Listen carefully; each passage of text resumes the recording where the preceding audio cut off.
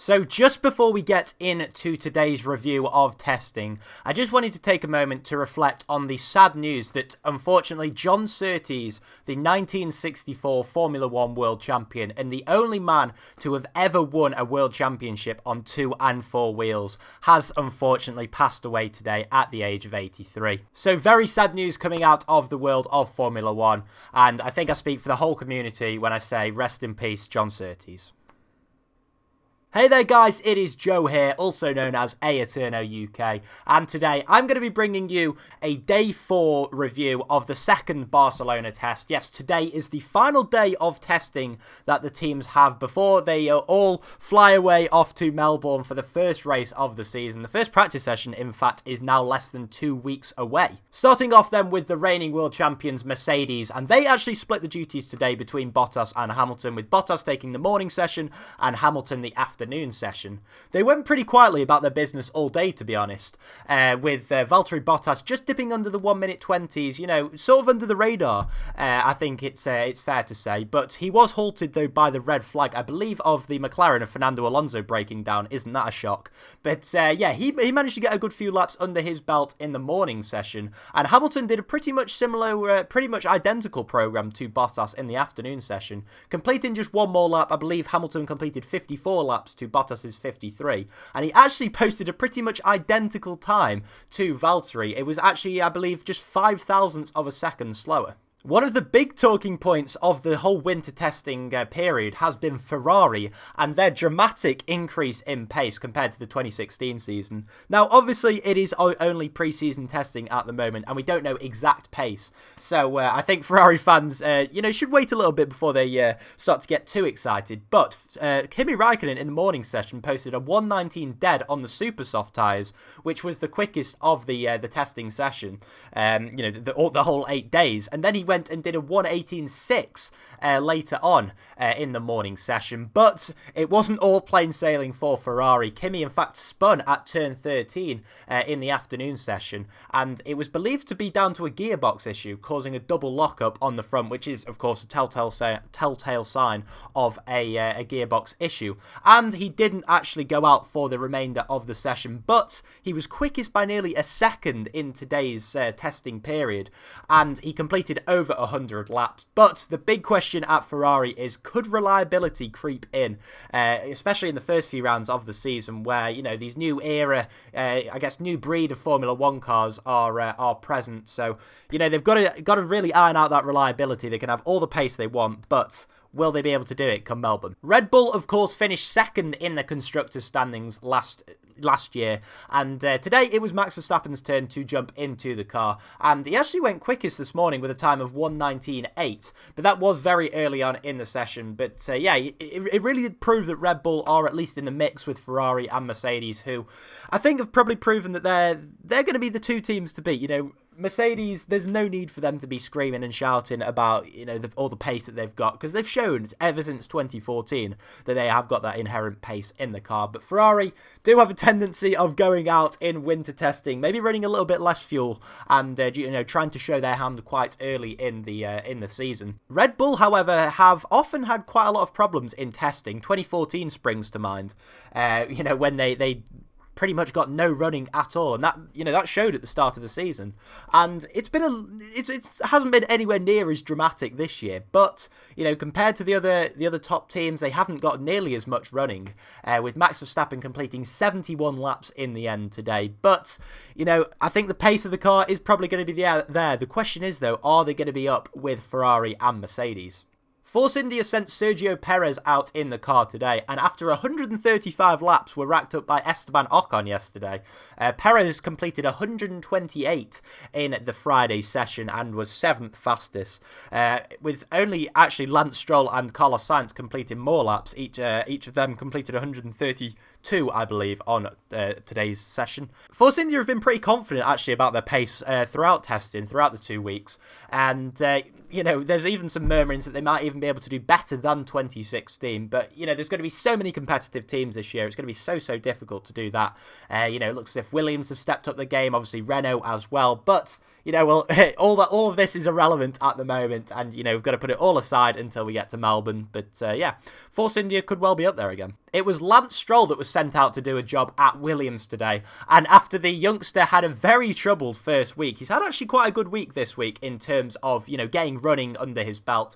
It is, of course, his first year in Formula 1, and he completed, alongside Carlos Sainz, the most laps of anybody on day 8, 132, as I previously mentioned. But the concern down at Williams is that he just doesn't seem to have the pace that Felipe Massa has, and, there are murmurings that he could even be as much of a second off the pace of his teammate. The Williams car, though, is looking pretty good, and, a lot of journalists are saying that they do have genuine pace to be fighting, maybe not with the Red Bulls, Ferraris and Mercedes, but definitely getting, that fourth place nailed down once again. So once again, it could be, quite a good battle with them and Force India, and maybe even Renault joining in this year. Next, we move on to McLaren, and I'm running out of words to say about McLaren, to be honest. They haven't so much surprised I think they have surprised everyone. We haven't been surprised that they've had reliability issues. We're surprised at the amount of reliability issues. I feel like I could probably make a better engine than Honda, to be honest, at the moment.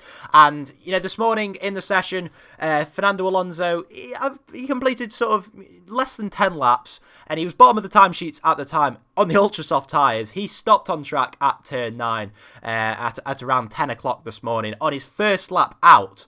After, coming back into the pit lane. So he came out of the pits and broke down straight away.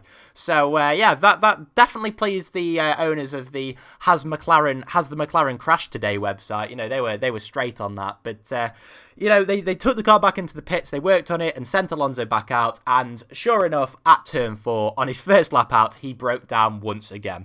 McLaren revealed in the afternoon that both of the issues that they had, unsurprisingly in fact, were both the same as they had yesterday. So, not only are they breaking down, they're not even learning from their mistakes, which is the most rookie thing that you could really ask for. But yeah, it was an intermittent electrical shutdown, according to the McLaren bosses, which, as I say, was the same as Stoffel Van Dorn had on Thursday. It's been an interesting week for Toro Rosso. Now, they went they didn't have a great first week. I believe they actually had the least running out of anyone in that first test. But as the week has gone on this week, they've slowly improved. And they actually Carlos Sainz clocked a 119.8 on the ultra-soft tyres, which in fact put him in third place, only behind Red Bull and Ferrari. But, as I've said a million times, it's only testing, so you can't really read too much into it.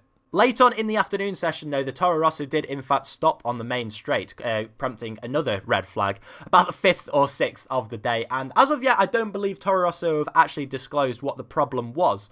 But, going into the season, maybe, once again, as has been the case for a few years now, reliability could be an issue at Toro Rosso, but they should hopefully be fighting in the midfield. Along with Sauber, one of the most uninspiring teams in winter testing have been Haas. They've sort of, they've not really been anywhere. They've sort of been in no man's land, completed a reasonable amount of laps.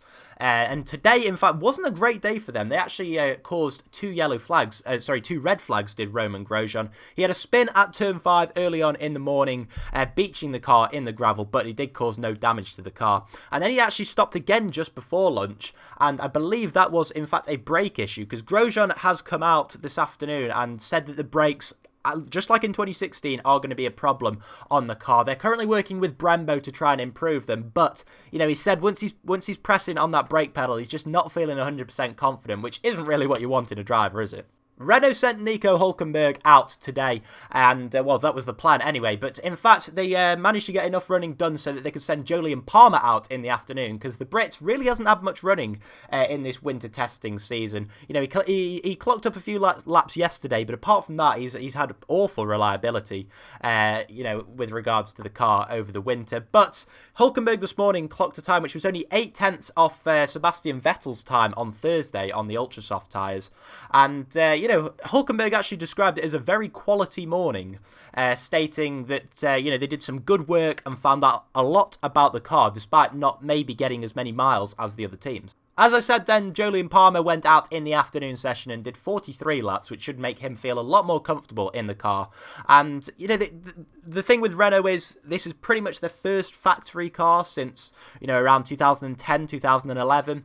And, you know, they've had that 2016, which was, the 2016 car was basically a Lotus car. So they put all their resources into 2017, so they should be expecting to fight with the midfield. Finishing off then with Sauber, who split their duties today between Marcus Ericsson and Pascal Wehrlein. And it's been not a great testing session for Sauber. Apart from McLaren, they've probably had the worst testing, in fact. They propped up the field with Wehrlein only managing a 1:23.5, which was 2 seconds adrift of anyone else. And the person who was in second to last place was, in fact, his teammate Marcus Ericsson. But Ericsson did complete 59 laps this afternoon, and I believe they managed to get over the 100-lap mark for the day. But, you know, it's been a theme of Sauber for a few years now. They've managed to get the laps on the board, but they're just not really on the pace. So, it'll be interesting once we get to Melbourne to see whereabouts they are. I'd imagine they'll probably be ahead of McLaren by default, because I just can't see that McLaren finishing at all. So that just about rounds up the testing review for day 8 of the testing period. And yeah, next time we see the Formula 1 cars, they'll be coming out of the garages in Melbourne for FP1. So yeah, make sure to leave a like down below and subscribe to Motorcast if you haven't already. But until next time, guys, have a great day, and I'll see you later. Bye-bye.